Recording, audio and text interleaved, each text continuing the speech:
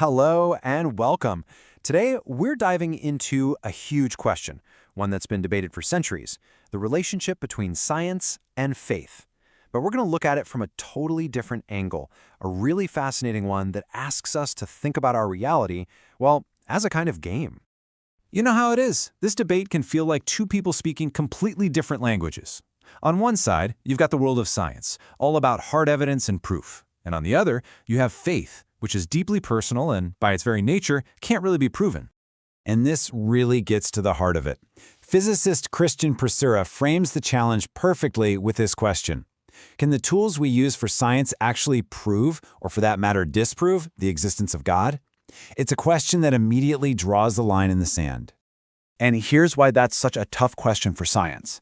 The entire scientific method is built on one thing: measurement.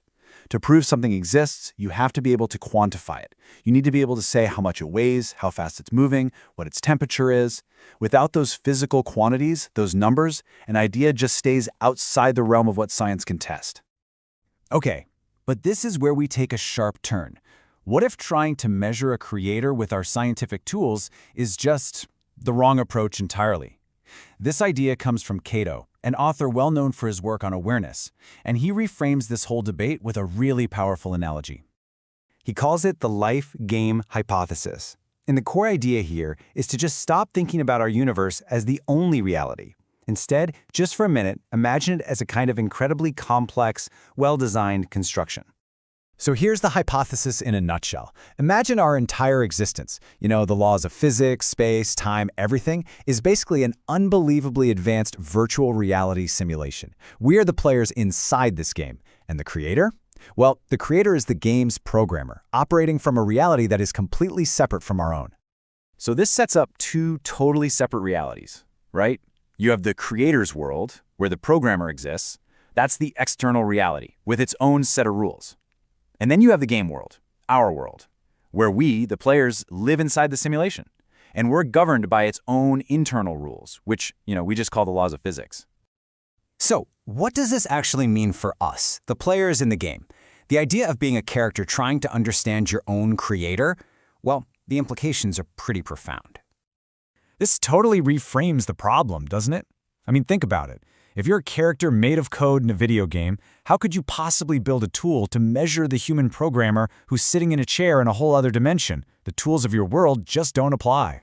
So in this model, the creator isn't bound by our rules, like gravity or the speed of light. They're outside all of that. But here's a really interesting twist. They could still interact, maybe by logging into the game with an avatar, kind of like a game developer jumping in to test their own creation.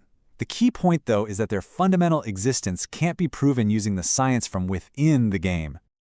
And this brings us to the absolute core of this whole hypothesis, the built-in limitations we face when we try to peek beyond the boundaries of our own reality. According to Kato, our in-game science is basically surrounded by 5 fundamental walls. These are limitations on what we can observe, what we can measure, the tech level we're at, and even just the basic security rules of the game itself. It's even possible the simulation is designed to hide its own tracks perfectly.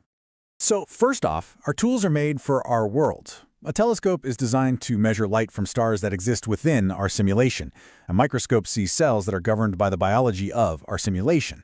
They aren't designed, and they really can't be, to detect anything that's meta to the game itself.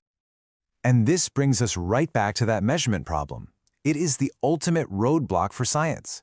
If you can't even define the unit for creator, is it measured in volts, in kilograms, or is it something we can't even imagine, then you have literally nothing to test. You can't even design the experiment.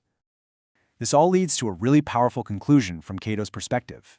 Just because you can't find the evidence doesn't mean it's evidence of absence. The fact that you can't directly detect or access the creator doesn't mean a creator isn't there.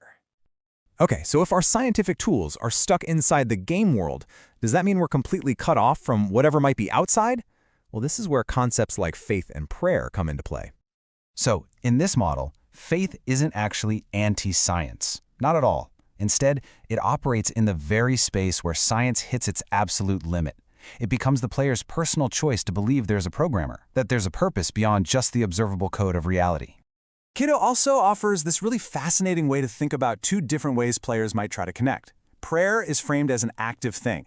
It's the player sending a message out to the creator. Meditation, on the other hand, is a receptive process. It's about quieting all the noise of the game so you can better receive any information the creator might be transmitting in.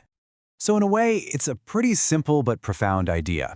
Prayer is talking, and meditation is listening. And this leaves us with one last, really provocative question from the source.